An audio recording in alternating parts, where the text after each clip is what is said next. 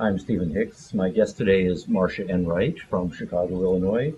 Marsha is the president of the Reason, Individualism, and Freedom Institute, a foundation with an ambitious project to launch the College of the United States, a new liberal arts college. Ambitious plans to start a new college. What in your background has prepared you to take on this project? Well, when I was a kid, I loved school and I loved to learn, but I saw so many kids around me who were miserable in school, and I asked myself, why was that the case? And I didn't want that for my children. So that focused me a lot on education. As a consequence, I discovered the Montessori method, which is a great, very developmentally oriented, and is a great way for keeping children interested and excited about learning. So I started a Montessori school about 20 years ago. My children went to that purposely so my children could go to that until 8th grade. And basically what I'm doing in some respects is bringing that attitude, that approach, that philosophy up to the college level. And then I turned my attention to higher learning because I started to meet all these young people in high school and college that didn't seem to know very much, didn't seem to be able to reason well, and yet were very moralistic about many ideas. So that concerned me. Mm-hmm. Sort of passionate about education. You mentioned enjoying education, right, as a youngster, and of course as a mother, you want your children to have good education. Why are you passionate enough about education to go to the step of launching a new college? Well, when I look at 2-year-olds, I see human beings that can't be stopped from learning. They're so devoted to it. They're so focused on it. And yet by the time people are 6 or 7, they don't even want to go to school a lot of times. And by the time they go to college, they seem to be so focused on playing the game of what can I do to get a good grade, what can I do to just get through this so that I can go on and do my own career. And that seems like such a shame, because it seems to me, when you look back to the 2-year-old, that human beings are made to be passionate learners. And I'd like to see more of that in the college level. So you mentioned a number of the symptoms, students not being interested in learning or just going through the mechanics or jumping the hoops, right, so to speak. What do you see to be the cause of the problem or the root problem here in higher education? Well, it's the same cause that I saw in grade school, which is that the education is not organized in a way that's appropriate for human learning and development, in the way that human beings actually learn best. So that's why I'm so interested in it.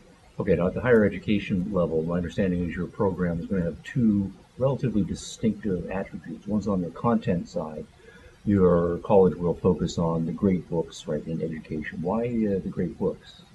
Well, the great books constitute the classics, or the books that have been best written, great thinking, and have had the most influence on civilization. So if you understand the ideas in these books, not only are you learning how to think well and write well, but you're learning the ideas that have shaped where we are today.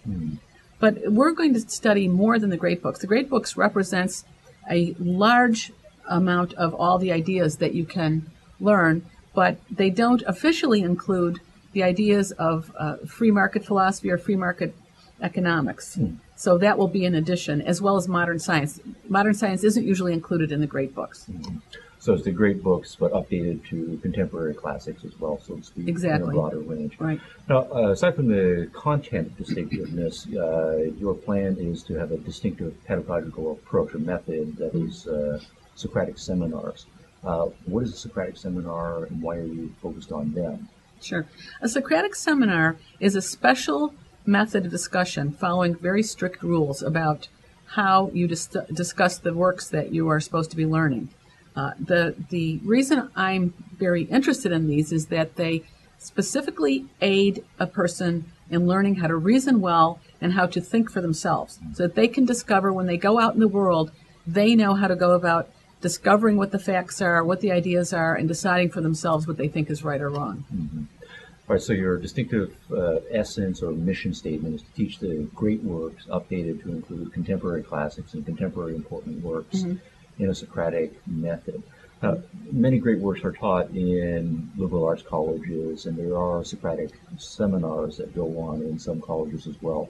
Why do you think there's a place or a need for a brand new college to do this? Sure. Well, I just want to make one point, and that is the word Socratic seminar is used different ways. Okay. It doesn't mean just a discussion in which somebody is asking Socratic-type questions and the students are supposed to answer those. It actually, we could talk about this later, but it actually involves a very special set of principles by which the discussion proceeds.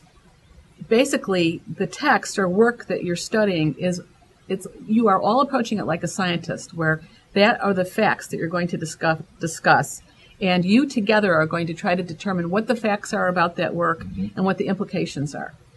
But reason, nobody is an authority in this. The teacher is not an authority in this situation. The teacher is an expert guide. Okay. Only reason is the authority in the sense that you have to provide facts and reasons for whatever you are proposing in the discussion. All right. So students are much more than centrally driving the process, yes, right, so to speak. Right. Why, as an institutional vehicle, a new college to bring this about?